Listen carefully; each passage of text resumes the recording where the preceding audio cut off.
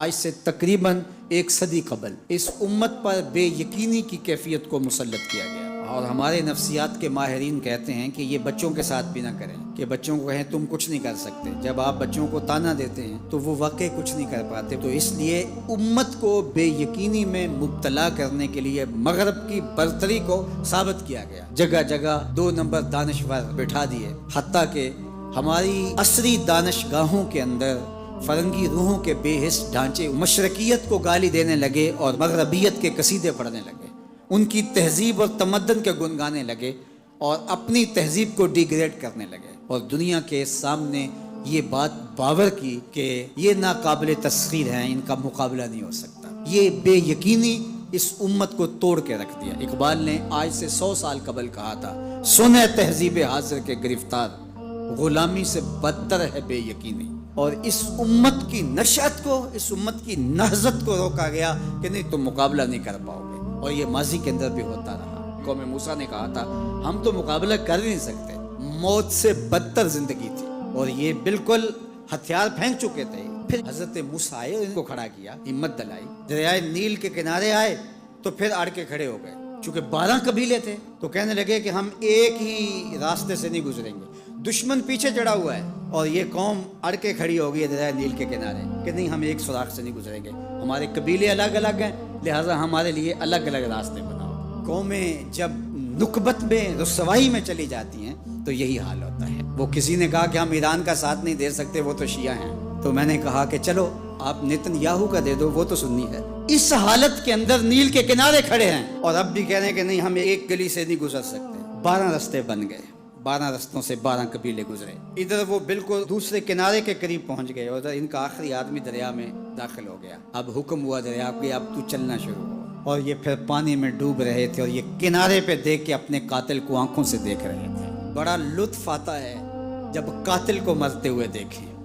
آج کل بڑا مزہ آ رہا ہے، آج کل بہت خوشی ہو رہی ہے۔ یہ آج ہی مجھے کسی نے بھیجا کہ اسرائیل کے وزیر ثقافت نے ایک ہاسپٹل پہ کوئی میزائل لگا ہے، اس کی کوئی دیوار گر گئی ہے، تو اس نے کہا کہ یہ انسانیت تو نہیں ہے۔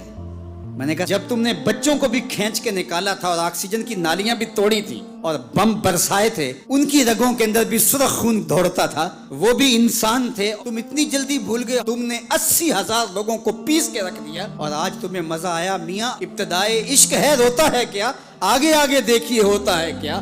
ابھی تو لطف آئے گا، ابھی تو تمہیں پتہ چلے گا کہ درد کیا ہوتا ہے۔ ابھی 1-2 ماہ قبل آئرن ڈوم کی کہانیاں یہ دانشور ہمیں سنا رہے تھے۔ وہ کہتے تھے وہاں چڑیا بھی اندر نہیں جا سکتی، لیکن پھر دنیا نے میزائل جاتے دیکھے، کیسا خوف زدہ کیا ہوا تھا۔ نہیں، ناقابل تسخیر ہے، اس کا مقابلہ نہیں ہو سکتا۔ وہ آسمان سے اترے ہیں، کیوں ان کا مقابلہ نہیں ہو سکتا؟ خدا چاہے تو ممولے سے شہباز کو لڑا دے، وہ تو ابا بیلوں سے ہاتھی مروا دیتا ہے۔ تو اللہ جل شانہ کمزور نہیں ہوا، اس کی خفیہ تدبیریں ابھی ختم نہیں ہوئیں اور کبھی ختم نہیں ہوں گی۔ تم ایک چال چل رہے ہو اور وہ تمہیں چال میں پھنسا رہا ہے۔ میرے اللہ نے اس امت کے تنے نازک کے اندر زندگی کی لہریں پیدا کر دی اور ایک تموج پیدا ہو گیا ہے۔ اگرچہ آج بھی وہ فلسفہ، آج وہ دانشوری کا جعلی غلغلہ موجود ہے، آج بھی مایوسی کے نعرے لگائے جا رہے ہیں۔ 4 دن کی کہانی ہے، اس کے بعد آپ کو ایران کھنڈر بنا دکھائی دے گا، بن جائے کھنڈر، اس سے کوئی فرق نہیں پڑتا۔ جو پیغمبروں نے جنگیں لڑی ہیں اس کے نقصان پیغمبروں نے اٹھائے، اس سے کیا ہوتا ہے؟ تم کھنڈر کی بات کرتے تھو، کربلا کھنڈر نہیں بنا تھا، لیکن آج جھنڈے حسین کے جھول رہے ہیں، یزید کے تو نہیں جھول رہے ہیں۔ تو یہ کھنڈر اسرائیل بننے والا ہے، اسلام کا جھنڈا اونچا ہوگا۔ آل اسلام و یالو ولا یولا علیہ، اسلام سر بلند ہے، سر بلند رہے گا، اور شرق سے لے کر غرب تک جھنڈا میرے حضور کے نام کا لہراتا رہے گا۔ اس لیے ہمیں پوری قوت کے ساتھ ایران کے ساتھ کھڑا ہونا ہوگا۔ یہ ایران کی لڑائی نہیں ہے، یہ امت کی لڑائی ہے۔ یہ ان 80,000 بچوں کا، بوڑھوں کا، جوانوں کا بدلہ لینے کے لیے کھڑی ہوئی ہے امت، جن کو پیس دیا گیا اور ان کے اوپر نوحہ بھی نہیں پڑنے دیا گیا، جن کو بھوک اور پیاس سے تڑپا تڑپا کے مارا گیا۔ آج ان بچوں کا بدلہ لیا جا رہا ہے جو انہوں نے اذیتیں دی، جو کچوکے دیے۔ اس ممبر پہ بیٹھ کے ہم روتے رہے، ہماری خلوتیں، ہمارے حجرے آنسوں سے بھر گئے۔ ہم تو صدیوں سے روتے آ رہے ہیں جو ہمارے ساتھ ہوا۔ ہم نے اپنے بوڑھے باپ کو روتے ہوئے دیکھا اس امت کے لیے، ہم نے اپنے مشائخ اور اساتذہ کو روتے ہوئے دیکھا۔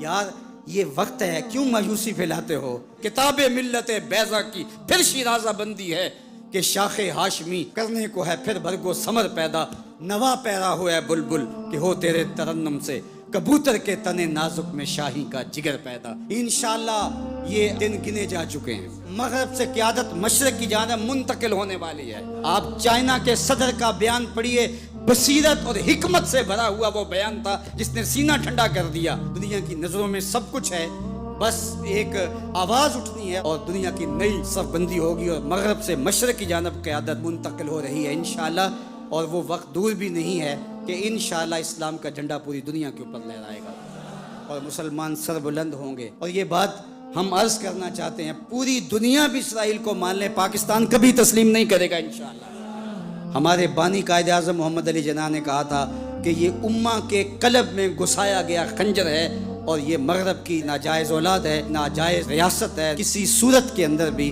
ہم اس کو قبول نہیں کریں گے۔ آج یہ بات بھی سننے کو مل رہی ہے کہ شاید پاکستان ایران کے خلاف اپنے اڈے فراہم کر رہا ہے، ایسا کبھی نہیں ہوگا، یہ سوائے افواہ کی اور کچھ نہیں ہے۔ اللہ نے ہمیں یہ پچھلے دن جو عزت دی، جو وقار دیا انڈیا کے خلاف، ہم نے ناکوں چنے چبوائے ان کو، تو کیا ہم اس عزت کو خاک میں اپنے ہاتھوں سے ملا دیں گے؟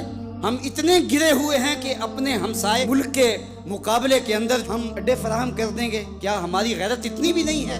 کبھی نہیں ہوگا انشاءاللہ۔ ہم ایران کے ساتھ کھڑے ہوں گے، کیسے کھڑے ہوں گے یہ ہمارے عسکری ماہرین کا تجربہ ہے کہ انہوں نے کیسے کھڑے ہونا ہے اور کس طرح ساتھ دینا ہے۔ ہم وہاں سے زخم لگائیں گے، تمہیں پتہ بھی نہیں چلے گا یہ تیر آیا کدھر سے ہے انشاءاللہ۔ تم چیخو گے لیکن تمہیں پتہ نہیں چل سکے گا کہ یہ پہنچا کیسے ہے، کس راستے آیا ہے۔ انشاءاللہ اب تمہارے رونے چیخنے کا دور شروع ہوا اور انشاءاللہ بیت المقدس ان قریب ایسے مرحلے میں پہنچے گا کہ ہم یہاں کہہ رہے ہوں گے کہ ہم بیت المقدس کے راستے مدینے جا رہے ہیں۔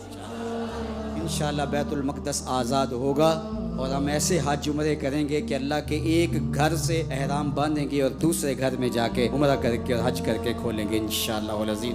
وہ وقت جلد یا بدیر آنے والا ہے جو کہ الحق کو یالو ولا یولا الیہ، حق ہی سر بلند ہوگا، جلد یا بدیر اسلام نے ہی غالب آنا ہے اور انشاءاللہ وہ آ کے رہے گا۔